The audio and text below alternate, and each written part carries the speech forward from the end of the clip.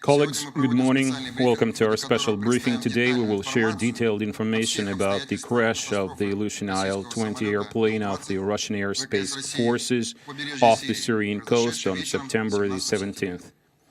We will present a minute-by-minute account of this tragic incident that was made based on the objective radar readings, including those from the Ploto air information display system. On September the 17th, the Russian reconnaissance aircraft Ilyushin Il-20 began its special mission in the Idlib de-escalation zone at 2031. The plane had a total of 15 servicemen on board. At the same time, a group of 4 Israeli F-16 fighter jets exited Israel's airspace to carry out a surprise attack on some industrial facilities in the Syrian Arab Republic. You can see the flight route of the Israeli jets on the screen. The F-16 jets flew over the neutral waters of the Mediterranean Sea and began patrolling an area 90 kilometers west of Latakia. At 21:39, a colonel of the Israeli Air Force informed the Russian command in Syria via the deconfliction channel about the upcoming airstrike. She said that within the next few minutes, Israel would attack some industrial facilities in northern Syria. In 1 minute's time, at 21:40, 4 Israeli F-16 jets dropped GBU-39 guided bombs targeting industrial facilities in the province of Latakia. Thus, Israel did not inform the Russian forces about its operation in advance, but rather they issued a warning simultaneously with the beginning of the strike, which constitutes a breach of the existing agreements. These actions constitute a clear violation of the 2015 Russian-Israeli agreements to prevent clashes between our armed forces in and over Syria that were reached by the Joint Working Group. Here you can see the positions of the aircraft at the moment of the strike, captured by the Ploto system. Russia's Ilyushin Il-20 is represented by the red mark on the map and 4 Israeli F-16 jets by yellow ones. I would like to stress that during the negotiations via the deconfliction channel, the representative of the Israeli Air Force reported that the targets assigned to the Israeli aircraft were located in northern Syria. The conversation was in Russian. The Russian Defense Ministry has a record of the conversation. The commander of the Ilyushin Il-20 flying over the north of Syria received an order to leave the mission area and head south to return back to the airbase. As you can see on the map, the Israeli jets delivered strikes in Latakia, which is a western province of the country, not in the north of the Syrian Arab Republic. The city of Latakia is located on the western coast.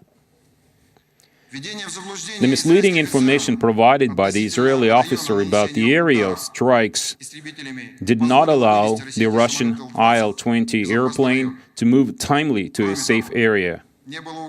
Israel also did not provide any information about the location of the F-16 jets. At 21:51, the Syrian air defense forces began to repel the Israeli attack and launched surface-to-air missiles. After the strike, the Israeli jets again began patrolling an area 70 kilometers west of the Syrian coast.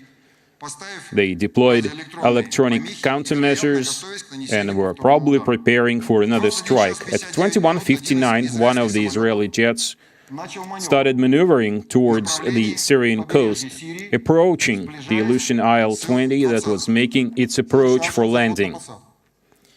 The Syrian air defense units considered its maneuver to be another attack by the Israeli Air Force.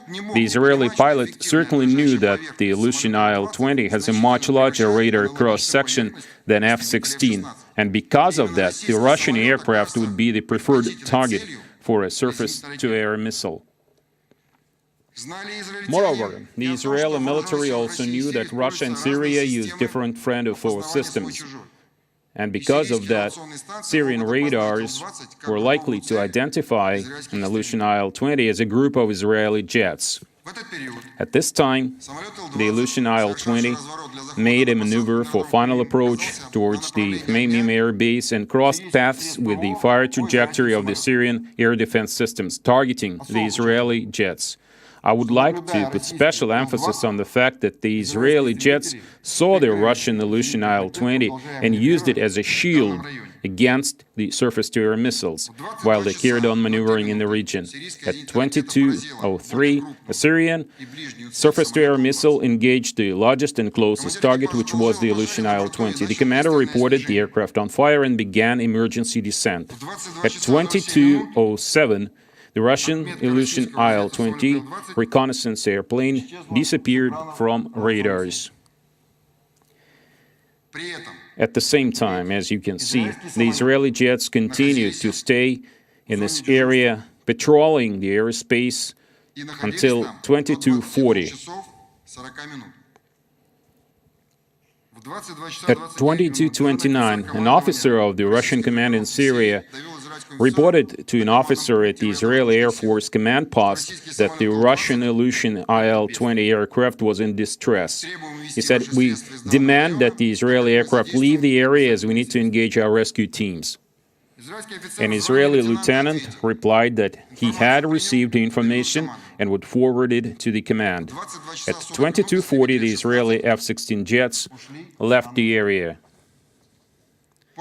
After that, at 22:53, which is 15 minutes after the Russian plane was hit by a missile, the colonel of the Israeli Air Force Command Center, who was the officer on duty, came on the radio and reported, "We got your information that the Aleutian Il-20 is in distress. We have cleared the area. If you need assistance, we are ready to help."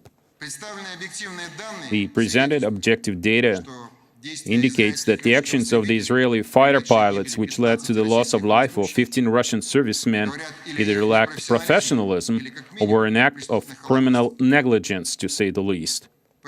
Therefore, we believe that the blame for the tragedy with the Russian Aleutian Il-20 aircraft lies entirely with the Israeli Air Forces and those who made the decision to carry out such actions. I would like to emphasize that on September 17th, the Israeli Air Force fighter aircraft were maneuvering in the approach area of the Hmeimim airfield that is used not only by military but also civilian passenger aircraft. Thus, the Israeli jets created a direct threat to any passenger or cargo aircraft that could have been there at the time and could have become victims of the adventurism of the Israeli military. Currently, a search operation is being carried out to retrieve the bodies of the deceased and wreckage from the water at the crash site of the Russian Aleutian Il-20, 27 kilometers west of the port of Banias. Another point I would like to make is that Israeli pilots behave very differently compared to the U.S. pilots deployed in the region. As you all know, we have a communication channel set up to prevent air incidents. The parties inform each other in advance about their plans for Air Force missions in various parts of Syria. This enables us to undertake due measures in time in order to prevent any situations that would threaten Russian or U.S. forces both in the air and on the ground. Russia has never violated the agreement with Israel and has never used the Russian air defense weapons deployed in Syria, despite the fact that Israel's airstrikes caused situations that potentially threatened the safety of Russian servicemen. During the time frame covered by the agreements, the Israeli Air Force Command Center received 310 notifications about Russian Air Force missions running close to Israeli territory. During the same time, Israel issued only 25 notifications and did so just before attacks. In the context of constructive Russian-Israeli cooperation in the Syrian Arab Republic, it is difficult for us to understand the reasons behind such actions by Tel Aviv. This is an extremely ungrateful response to all that has been done by the Russian Federation for Israel and for the Israeli people recently.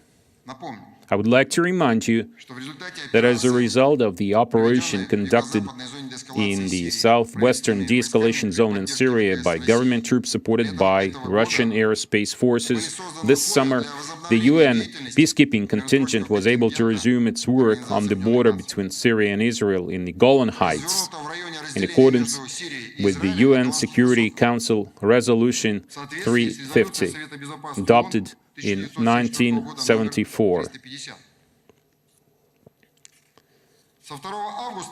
On August 2nd, 2018, the UN peacekeeping contingent, accompanied by the Russian military police, organized patrols in the Golan Heights area for the first time after a 6-year hiatus. Russian military support of this mission ensured that there were no shelling attacks on Israeli territory from the Golan Heights. Currently, 6 observation posts of the Russian military police are set up along the Bravo line, providing security for the UN mission staff.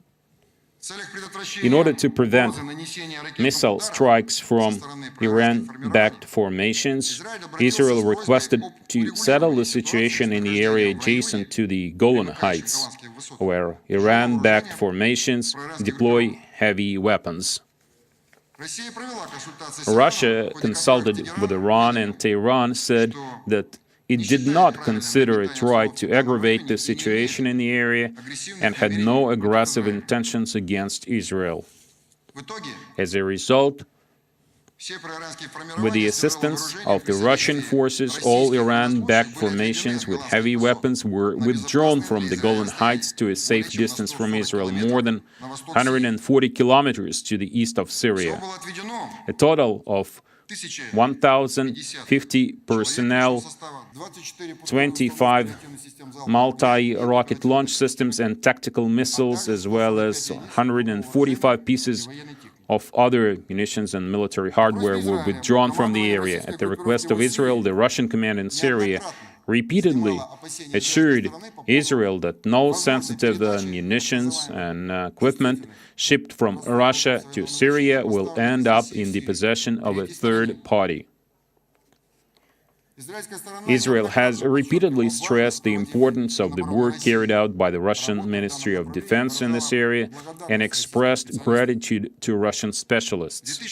In 2016, at the urgent request of the Chief of the General Staff of the Israel Defense Forces, Lieutenant General Gadi Eisenkot, Israel received the Magach 3 tank captured in 1982 in Lebanon and kept in Russia since that time. The tank was transferred in the presence of Israeli Prime Minister Benjamin Netanyahu. The Russian Ministry of Defense gave assistance to preserve Jewish sacred objects and burials in the city of Aleppo. This work was mediated by the President of the Federation of Jewish Communities of Russia, Alexander Boroda. This contribution was highly appreciated by the Israeli Defense Minister Avigdor Lieberman. Besides, Israel appealed to Russia with a request to help find the remains of Israeli servicemen located at specific coordinates in Syria. The search was organized after Russia agreed the operation with our Syrian partners. This special search operation was conducted in a combat area controlled by ISIS. Terrorists suddenly attacked the Russian servicemen involved in the search operation. One Russian officer was wounded. Despite that, Russia was ready to carry on with the operation. In view of the above, the hostile actions committed by the Israeli Air Force against the Russian Aleutian Il-20 aircraft crossed the line of civilized relations. The objective data about the September 17th incident that was presented to you today shows that the military leadership of Israel either has no appreciation for the level of relations with Russia or has no control over individual commands or commanding officers who understood that their actions would lead to tragedy.